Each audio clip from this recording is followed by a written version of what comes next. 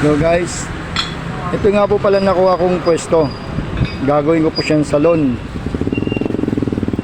O, tara, pasok po tayo.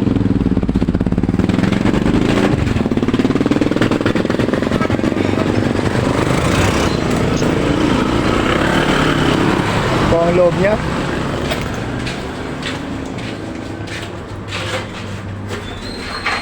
Abangan nyo po kung paano ko siya papagandahin. Po.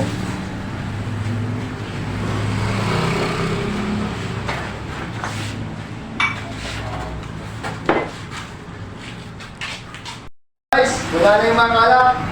Ito yung gagawin natin sa salon. Abangan nyo kung paano natin pagaganda ito.